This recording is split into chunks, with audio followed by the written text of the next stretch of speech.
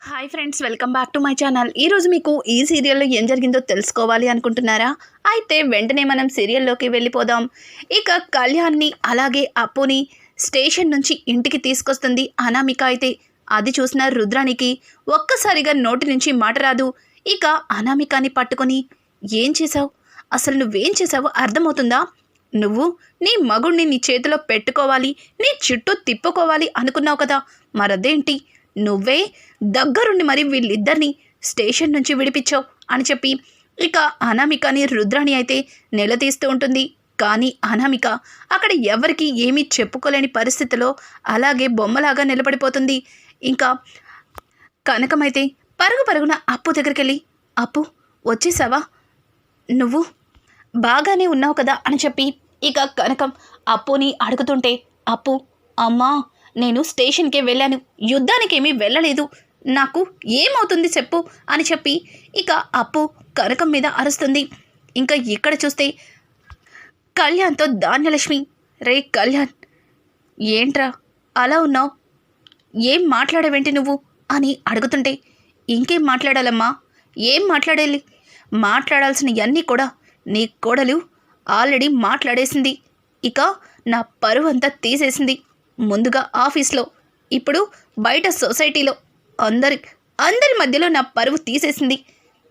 దీన్ని ప్రేమించి పెళ్లి చేసుకున్నందుకు బాగా అనుభవిస్తున్నాను అని చెప్పి ఇక కళ్యాణ్ ఒక్క మాట కూడా మాట్లాడకుండా అక్కడి నుంచి వెళ్ళిపోతుంటే, ఆగు కళ్యాణ్, ఇంకా నువ్వు చెయ్యవలసిన పని ఒకటి మిగిలిపోయింది అని చెప్పి స్వప్న కళ్యాణ్ని పిలుస్తుంది. ఇక స్వప్న పిలుపుతో కళ్యాణ్ వెనక్కి తిరిగి చూసి, నిజమే స్వప్న, నువ్వు చెప్పింది కూడా నిజమే, నేను చేయాల్సిన పని ఒకటి బాగా మిగిలిపోయింది, ఆ పని పూర్తి చేసే వెళ్తాను అని చెప్పి వెనక్కొచ్చి అనామిక చెంప పగల కొడతాడు. ఇంకా ఒక్కసారిగా అనామిక చెంప పగల కొట్టడంతో అనామిక కోపంతో, కళ్యాణ్, ఇలా కొట్టావని స్టేషన్లో నీ మీద కేసు పెట్టాను మళ్ళీ అని అంటుంటే ఇక వెంటనే కావ్య అలాగే రాజ్ ఎదురుగా వెళ్ళి నిలబడతారు. వాళ్ళని చూసిన అనామిక సైలెంట్గా ఉండిపోతుంది. ఇక అనామికని చూసి కళ్యాణ్ అయితే, ఛీ, నీలాంటి దాన్ని ఎలా ప్రేమించి పెళ్లి చేసుకున్నాను అని చీదరించుకొని అక్కడి నుంచి వెళ్తూ సారీ అప్పు, నా వల్ల నీకు చాలా ప్రాబ్లమ్స్ ఎదురవుతున్నాయి, ఈ రోజు నుంచి నా వల్ల నీకు ఎటువంటి ఇబ్బంది రాదు అని చెప్పి ఇక కళ్యాణ్ వెళ్ళిపోతుంటే వెళ్తూ అప్పు కూడా, చూడు, ఎన్ని రోజులు కూడా తనతో నాకున్న స్నేహానికి తప్పుడు సంబంధాలని అంటకట్టి నన్ను స్టేషన్లో పెట్టించావు. ఒకప్పుడు ఎంతమంది ఎన్ని చెప్పినా సరే అప్పుతో కళ్యాణ్తో ఇంకెప్పుడు మాట్లాడకూడదు అనుకునేదాన్ని. కానీ ఫ్యామిలీ అందరి ముందు చెప్తున్నాను, కళ్యాణ్ది నాది స్నేహం మాత్రమే, ఒక పవిత్రమైన బంధాన్ని, దానికి అక్రమ సంబంధాన్ని అంటకట్టావు. ఇప్పుడు చెప్తున్నాను విను, ఎంతమంది ఎన్ని చెప్పినా, ఎంతమంది ఎన్ని రకాలుగా అనుకున్నా కళ్యాణ్ని నేనెప్పుడూ కూడా నా ప్రాణ స్నేహితుడిగానే చూస్తుంటాను. ఇక నుంచి కళ్యాణ్ని కలవడానికి తరచూ వస్తూనే ఉంటాను, నువ్వేం చేసుకుంటావో చేసుకో అని చెప్పి అప్పు అక్కడి నుంచి కనకాన్ని తీసుకుని చాలా పౌరుషంగా వెళ్ళిపోతుంది. శబాష్, ఇన్ని రోజులకి నా చెల్లెంటో ప్రూవ్ చేసుకుంది. ఇప్పుడు ఎవరితో చెప్పుకుంటావో చెప్పుకో, నీ దిక్కున్న చోట ఫిర్యాదు చేసుకో అని చెప్పి స్వప్న కూడా అనామికని రెచ్చగొట్టి అక్కడి నుంచి వెళ్ళిపోతుంది. ఇంతమంది ఇన్ని రకాలుగా అన్నా అనామిక నోరు మాత్రం విప్పదు. ఏమైంది అనామికకి? ఒక్కసారిగా తోక తొక్కిన పాములాగా బుస్సున ఎగిరింది. ఉన్నట్టుండి తుస్సుమంది. అసలు ఏమైంది అని చెప్పి రుద్రాణి అయితే అనామికని అలానే చూస్తుంది. అనామిక అందరి మధ్యలో కళ్యాణ్ తనని కొట్టడం, అలాగే అప్పు తనకి వార్నింగ్ ఇవ్వడం, ఈ అవమానాలన్నింటికీ కారణం కావ్యనే అని కావ్యని ఊరుమరిమి చూస్తూ అక్కడి నుంచి వెళ్ళిపోతుంది. ఇక పెద్దావిడైతే కావ్య దగ్గరికి వెళ్ళి, దీనంతటికీ కారణం నువ్వే అని నువ్వు చెప్పకపోయినా నాకు తెలుసు. నా మనవణ్ణి కేసు నుంచి, స్టేషన్ నుంచి ఇంటికి రప్పించావు, అలాగే నా పెద్ద మనవడు తీసుకొచ్చిన బిడ్డకి తల్లెవరో తెలుసుకునే బాధ్యత నీకే ఉంది అని అడగడంతో, అదే పనిలో ఉన్న అమ్మమ్మగారు ఖచ్చితంగా నిజమేంటో తెలుసుకుంటాను అని ఇక అక్కడి నుంచి కావ్య ఇక రాజున్న గదిలోకి వెళ్తుంది. అప్పటికే రాజ్ కావ్యని చూసి, ఏంటి అదర కొట్టేశావు? అసలు నిజంగా నువ్వు అంతలాగా వాళ్ళని బెదర కొడుతుంటే వాళ్ళు నిజంగానే కేస్ వాపస్ తీసుకోవడానికి అనామికని ఒప్పిస్తారా లేదో అనుకున్నాను. కానీ నువ్వు నిజంగా సూపర్. అనామిక పేరు కూడా వాడకుండా కేస్ని భలే వాపస్ తీసుకునేలా చేసావు అని అంటుంటే, ఏం లాభం? ఎన్ని చేసినా మీరు తీసుకొచ్చిన బిడ్డకి తల్లిని మాత్రం తీసుకురాలేకపోతున్నాను. ఆ తల్లి ఎవరో కనిపెట్టలేకపోతున్నాను. ఇప్పటికైనా నిజం చెప్పండి. అత్తయ్య గారు చాలా పెద్ద నిర్ణయం తీసుకున్నారు. ఇంకొక 2 రోజుల్లో మీరు ఇంటి నుంచి అడుగు బయట పెట్టవలసి ఉంది. ఇప్పటికైనా నిజం చెప్పండి. నేను అర్థం చేసుకుంటాను. ఖచ్చితంగా మీరు నిజం చెప్తారని అనుకుంటున్నాను అని అంటుంటే, చూడు, నీకు నిజం చెప్పే పరిస్థితే వస్తే మొదటిగా నీకే చెప్తాను. అంతవరకు నన్ను ఇబ్బంది పెట్టద్దు అని చెప్పి రాజు అక్కడి నుంచి వెళ్తుంటే, ఇంకెన్ని రోజులండి, ఇంకెన్ని రోజులు నిజాన్ని దాచిపెడతారు? ఆ నిజమేంటో నేను కనిపెడతాను. మీరు చెప్పకపోయినా నిజమేంటో తెలుసుకుంటాను అని చెప్పి ఇంకా కావ్య ఏం మాట్లాడకుండా సైలెంట్గా కిందకి వెళ్ళి వంటగదిలో వంట చేసుకుంటుంటుంది. ఇంతలో పెద్దావిడ, అమ్మ కావ్య, కాస్త తలనొప్పిగా ఉంది, కాస్త టీ పెట్టివ్వు అని అంటుంటే, సుభాష్ కూడా అమ్మ కావ్య నాకు కూడా అని చెప్పి అడగడంతో ఇక ఇద్దరికీ కూడా టీ అయితే ఇస్తుంది. ఇంతలో సుభాష్ పేపర్ చదువుతూ ఉండగా సుభాష్ కావ్య, మావయ్య గారు ఇక 2 రోజులే ఆయన ఈ ఇంట్లో ఉండడానికి గడువు. ఇప్పటికైనా ఆయన్ని నిజం చెప్పమనండి. లేకపోతే ఆ నిజమేంటో మీరన్నా చెప్పండి. ప్లీజ్ మావయ్య, నాకు కాస్తన్న క్లూ ఇవ్వండి అన్నట్టుగా ఇక కావ్య మాట్లాడుతుంటే, కావ్య మాటలకి సుభాష్, చూడమ్మా, నీ భర్త అవ్వకముందే వాడు నా కొడుకు. వాణ్ణి ఇంట్లో నుంచి ఎలా వెళ్ళనిస్తా అనుకుంటున్నావు? అక్కడి దాకా వస్తే ఆ నిజాన్ని అప్పుడే అందరి ముందు బయట పెడతాను. అంతవరకు నన్ను ఈ విషయంలో వదిలిపెట్టు అని చెప్పి సుభాష్ ఇక కావ్యతో మాట్లాడుతుంటే, ఆయన చూస్తే అలా మాట్లాడుతున్నాడు, ఇక్కడ మావయ్య గారు చూస్తే ఇలా మాట్లాడుతున్నారు. తండ్రి కొడుకులిద్దరూ కూడా తీసుకొచ్చిన బిడ్డ గురించి నిజం బయట పెట్టకుండా తప్పించుకుంటున్నారు.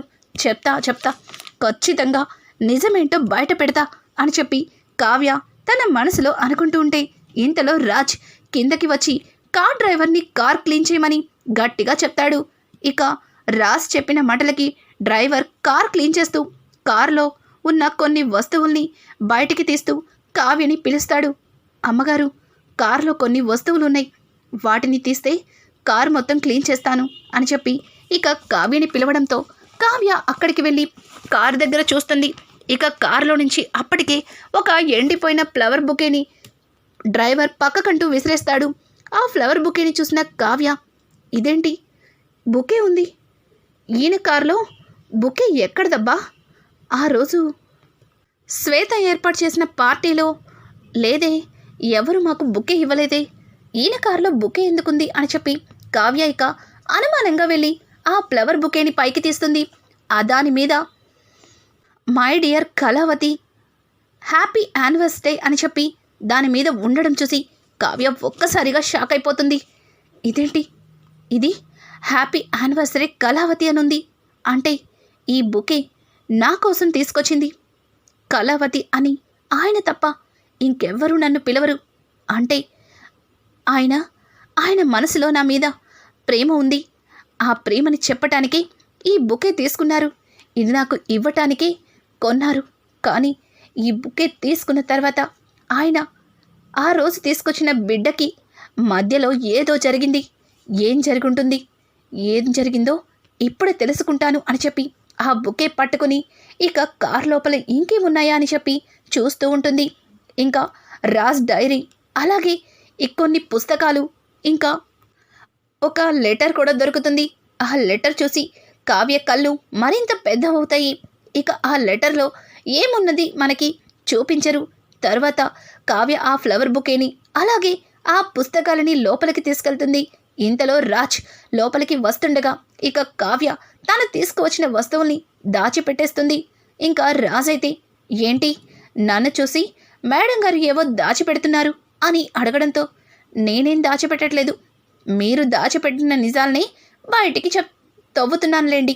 అంతే, ఇంకా అంతకు మించి ఇంకేం లేదు అని అడిగితే రాజు ఆ మాటలకి నువ్వెంత తవ్వినా మట్టే బయటపడుతుంది, నిధులు ఎప్పటికీ దొరకవు, ఎందుకంటే అవి పాతాళంలో కూరుకుపోయాయి కాబట్టి అని చెప్పి ఇక రాజైతే కావ్యతో మాట్లాడతాడు. ఏమో, పాతాళం దాకా తవ్వుతానేమో, ఆ పాతాళంలో నుంచి నిధుల్ని బయటికి తీస్తానేమో, ఎవరు చూసొచ్చారు అని చెప్పి కావ్య రాజ్కి ఒక డైలాగ్ వేస్తుంది. సరే సరే, నాకు అర్జెంట్ మీటింగ్ ఉంది, బాబుని జాగ్రత్తగా చూసుకో అని చెప్పి రాజిక బాబుని కావ్యకి అప్పచెప్పి తాను మీటింగ్కి అయితే వెళ్తాడు. ఇక రాజ్ వెళ్ళిపోవడం చూసి కావ్య దగ్గరగా డోర్ వేసి ఇక తనకి దొరికిన కారులో కొన్ని వస్తువుల్ని ఓపెన్ చేసి చూస్తుంది. మొదటిగా లెటర్ చదువుతుంది. ఆ లెటర్లో బాబుని జాగ్రత్తగా చూసుకుంటావని నేను నమ్ముతున్నాను, బాబుకి అమ్మ నాన్న నువ్వే అవుతావని నేను ఆశపడుతున్నాను, ఇదే నా చివరి ఉత్తరం అని చెప్పి ఆ ఉత్తరంలో రాసి ఉంటుంది. కాకపోతే దానికి ఫ్రమ్ అడ్రస్ అలాగే రాసిన వాళ్ళు ఎవరో అందులో ఉండదు. అది చూసిన కావ్య ఆ రాసిన వాళ్ళు కూడా ఈయనలానే క్వశ్చన్ మార్క్ ఫేస్ అనుకుంటా, కనీసం ఫ్రమ్ అడ్రస్ కానీ అసలు రాసిన వాళ్ళ పేరు కానీ ఇందులో లేదు అని చెప్పి కావ్య చాలా కోపంగా ఆ లెటర్ని పక్కన పడేస్తుంది. ఇక ఇంతలో అందులో రాజు ఎప్పుడూ రాసుకున్న డైరీ కనిపిస్తుంది.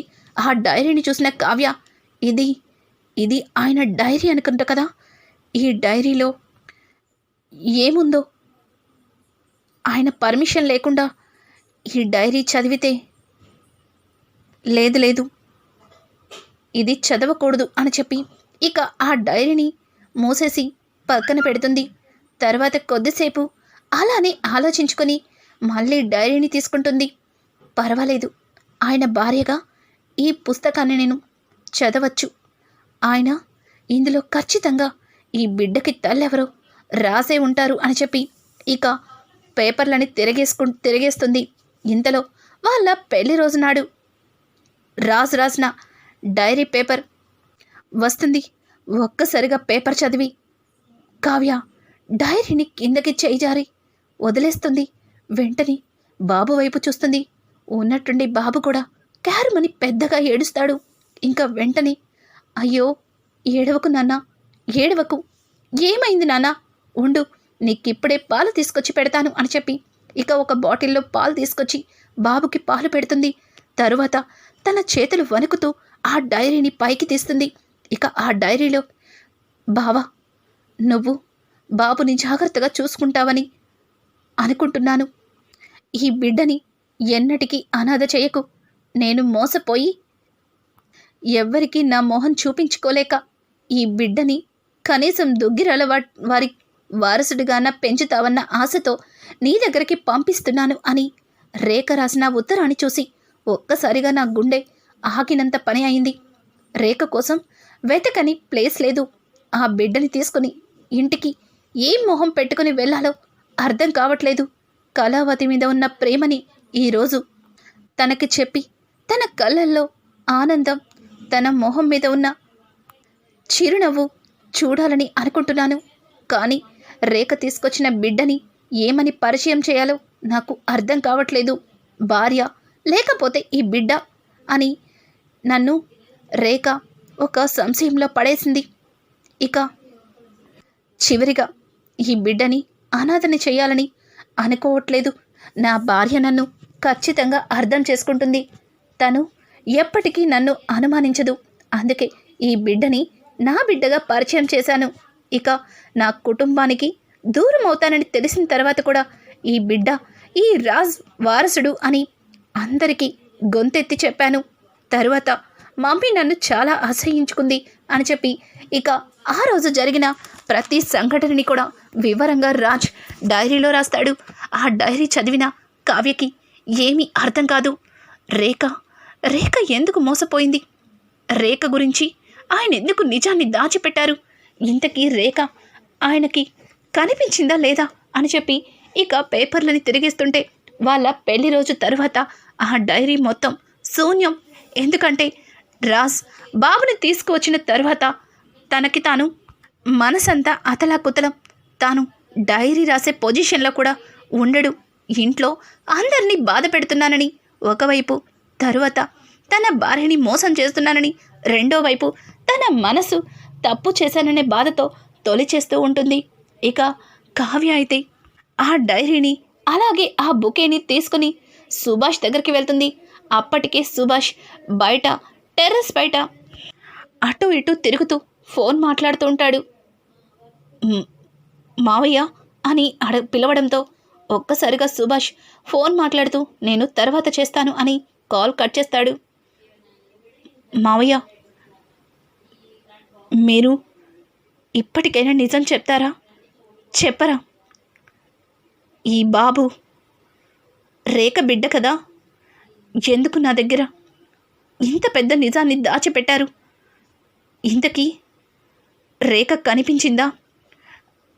రేఖ బాగానే ఉందిగా, తను ఎక్కడ ఉంది అని కావ్య చాలా బాధగా ఇంకా సుభాష్ని అడుగుతుంటే సుభాష్ కావ్య చేతులు పట్టుకొని, తెలీదమ్మా, తెలీదు.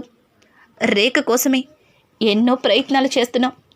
రేఖ చదివిన కాలేజ్లో ఫ్రెండ్స్ అందరినీ కలిసాం. అలాగే రేఖ గురించి తెలిసిన వాళ్ళందరినీ కూడా అడిగాం. రేఖ ఎక్కడికి వెళ్ళిందో, ఏమైపోయిందో అసలు అర్థం కావట్లేదు. అయినా ఒక బిడ్డ పుట్టే వరకు కూడా రేఖ ఏ విషయాన్ని మాకు చెప్పకుండా ఎందుకు దాచిపెట్టిందో నాకు అస్సలు అర్థం కావట్లేదు అని చెప్పి ఇంకా కావ్యతో చెప్తుంటాడు. సుభాష్ అయితే ఇంతలో అక్కడికి రుద్రాణి వచ్చి, ఏంటి మామ కోడళ్ళు ఇద్దరు కూడా గూడు పుటాని చేస్తున్నారు? అక్కడ చూస్తే మగుడు ఒక బిడ్డని తీసుకొచ్చాడు. ఇక 2 రోజుల్లో ఇంట్లో నుంచి అడుగు పెట్టాలి. ఎలాగో అత్తగారిని కాకా పట్టలేమని ఇక్కడ మామగారిని కాకా పడుతున్నావా అని చెప్పి రుద్రాణి అయితే ఇక కావిని సూటిపోటి మాటలంటుంది. ఆ మాటలకి సుభాష్ కోపంతో, రుద్రాణి, అందరూ నీకులా ఉండరు కదా, భర్తను వదిలేసి ఇలా పుట్టింట్లో తిష్ట వేసుకున్నావు. నీకులాగా భర్తను వదిలేసి పుట్టింట్లో ఉండడానికి కావ్యకి నీ అంత సంస్కారం లేదులే అని చెప్పి సుభాష్ ఇక రుద్రాణిని తిడతాడు. అక్కడి నుంచి రుద్రాణి చాలా కోపంగా వెళ్ళిపోతుంది. ఇక కావ్య అయితే, ఎందుకు మావయ్య గారండి అనవసరంగా రుద్రాణి గారిని అలా అన్నారు? ఇప్పటికే కొడుకు సవ్యంగా లేడని ఆవిడ ఎన్నో విధాలుగా బాధపడుతూ ఏదో చెయ్యాలని తప్పులు చేస్తూ అందరి మధ్యలో ఒక దోషిలాగా నిలబడుతుంది. ఇప్పుడు కూతురు వల్ల ఇంత పెద్ద తప్పు జరిగింది అన్న నిజం తెలిస్తే రుద్రాణి గారికి ఏకంగా పిచ్చి పడుతుందేమో. నాకు ఇదంతా అయోమయంగా ఉంది. ఆయన్ని ఎలా అడిగితే ఏం చెప్తారో, అసలు ఈ 2 రోజుల తర్వాత ఇంట్లో నుంచి బయటికి వెళ్ళి ఎక్కడ ఉంటారో, రేఖ గురించి ఎలా వెతుకుతారో నాకేం అర్థం కావట్లేదు అని అంటుంటే సుభాష్ అయితే, ఏమోనమ్మా, రేఖ కోసం వాడు వెతకని ప్లేస్ లేదు. రీసెంట్గాని రేఖని ఒక అబ్బాయి ప్రేమించాడని తెలిసింది. అతని అడ్రస్ కోసమే మన రాజ్ తిరుగుతున్నాడు అని చెప్పడంతో ఆయనకి నేను సహాయం చేస్తాను. ఆ బిడ్డకి తల్లిని దగ్గర చేస్తాను. ఖచ్చితంగా ఆ బిడ్డ తల్లి రేఖని పట్టుకొని తీరుతాను. ఆ బిడ్డకి తల్లి ప్రేమని దగ్గర చేస్తాను అని చెప్పి కావ్య ఇక తన గదిలోకైతే వెళ్తుంది. ఇక సాయంత్రం ఆఫీస్ నుంచి రాజ్ వచ్చేసరికి కావ్య బాబుని చక్కగా రెడీ చేసి హాయిగా నిద్రపుచ్చుతుంది. ఇంతలో రాజ్ అక్కడికి వచ్చి, ఏంటి వీడు నీకు బాగా అలవాటైపోయినట్టున్నాడు అని అడగడంతో, మొదటి నుంచి ఎవ్వరూ అలవాటు పడరు. మన ప్రవర్తన బట్టించి మనతో ఎవరైనా సరే అలవాటు పడేది. నిజాలని ఇంకెన్ని రోజులు దాచిపెడతారు? రేఖని ప్రేమించిన అబ్బాయి అడ్రస్ తెలిసిందా అని అడగడంతో ఒక్కసారిగా రాజ్ కళ్ళు మిటకరించి కావ్య వైపు చూస్తాడు. చూసింది చాలే, నాకు దిష్టి తగిలేలా ఉంది. ముందు అడిగిన దానికి సమాధానం చెప్పండి అని ఇక కావ్య అడగడంతో, ఏయ్, ఏంటి నువ్వు అలా మాట్లాడుతున్నావు? అసలు రేఖేంటి? అసలు నువ్వేం మాట్లాడుతున్నావు నువ్వు అని చెప్పి రాజ్ కాస్త కామెడీ చేస్తుంటాడు. రాజ్ చేస్తున్న కామెడీని చూస్తూ కావ్య, చూడండి, మీరు చేసే ఓవర్ యాక్షన్ చూడలేకపోతున్నాను. ఇక దాచిపెట్టింది చాలు, తడబడుతుంది చాలు. నాకు నిజమంతా తెలిసిపోయింది. ఈ బాబు ఎవరో, ఈ బాబుకు తల్లెవరో అంతా నాకు తెలుసు. ముందు మీరెళ్ళిన పనికి ఏమైందో అది చెప్పండి అని అడగడంతో ఇక రాజైతే, తన కోసమే వెళ్ళాను, కానీ తనిప్పుడు ఆ అడ్రస్లో లేడంట. తను రీసెంట్గానే ఆ అడ్రస్ నుంచి షిఫ్ట్ అయ్యారంట. మరి ఇప్పుడు ఎక్కడ ఉంటున్నారు అని అడగడంతో, అది నాకు పెద్దగా తెలీదు, కానీ తనతో పాటు బాగా క్లోజ్గా ఉన్న ఒక అతను ఈ నెంబర్ ఇచ్చాడు. వాడు ఇచ్చిన దగ్గర నుంచి ఈ నెంబర్కి ట్రై చేస్తూనే ఉన్నాను. ఒక్కసారి కూడా కాల్ కలవటం లేదు.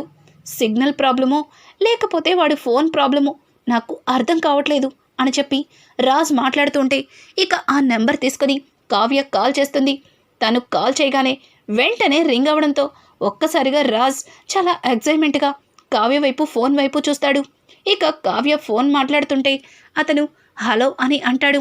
ఇంకా కావ్య అతనితో జరిగిన విషయం గురించి అడగడానికి మాట్లాడుతుంటే వెంటనే రాజ్ ఆ ఫోన్ లాక్కొని, నేను రేఖ వాళ్ళ బావ రాజ్ని, నువ్వు ఒక్కసారి నన్ను కలవగలవా అని చెప్పి రాజ్ అడగడంతో అతను భయంతో ఫోన్ కట్ చేస్తాడు. ఇక వెంటనే కావ్య, ఏంటండి, నాకంతా తెలుసు, మీరు ఇలాంటిది ఏదో ఒకటి చేస్తారని. నేను మాట్లాడి ఈ సమస్యకు ఒక పరిష్కారాన్ని తీసుకొద్దామనుకున్నాను, కానీ ఇంతలో అంత చెడగొట్టారు అని చెప్పి కావ్య రాజ్ మీద అరుస్తూ మళ్ళీ అతనికి కాల్ చేస్తుంది. ఇక అతను ఎన్నిసార్లు ఫోన్ చేసినా లిఫ్ట్ చేయకపోయేసరికి కావ్య రాజులిద్దరూ ఒక పని చేస్తారు. ఏంటంటే ఆ నెంబర్ని పట్టుకొని ట్రాక్ చేస్తూ అతను ఉన్న అడ్రస్కి అయితే వెళ్తారు. ఇక అతను దూరం నుంచి ఒక టీ స్టాల్లో కూర్చుని కాఫీ తాగుతూ కనిపిస్తాడు. ఇక రాజ్ కావ్య ఇద్దరు కూడా అతనికి ఎదురుగుండా వెళ్ళి కూర్చోవడంతో ఒక్కసారిగా అతను లేచేసరికి వెనక నుంచి కళ్యాణ్ తన భుజం మీద చెయ్యి వేసి అక్కడే కూర్చోపెట్టి తాను కూడా తన పక్కనే కూర్చుంటాడు. ఇక అతన్ని అడిగిన విషయాలు, అతను చెప్పిన విషయాలు విని ముగ్గురు కూడా ఒక్కసారిగా షాక్ అయిపోతారు. అసలు అతను ఏం చెప్పుంటాడు రేఖ గురించి? అసలు రేఖ నిజంగానే బ్రతికుందా? ఆ బిడ్డకి రేఖే తల్లా? అసలు రానున్న ఎపిసోడ్స్ అయితే మరింత ఇంట్రెస్టింగ్గా మారబోతున్నాయి. కావ్య జీవితం ఒక ఊహించని కొత్త మలుపే తిరగబోతుంది. ఈ వీడియో మీకు నచ్చినట్టయితే లైక్ చేసి సబ్స్క్రైబ్ చేసుకోవడం మాత్రం మర్చిపోకండి. Thanks for watching. Hi friends, welcome.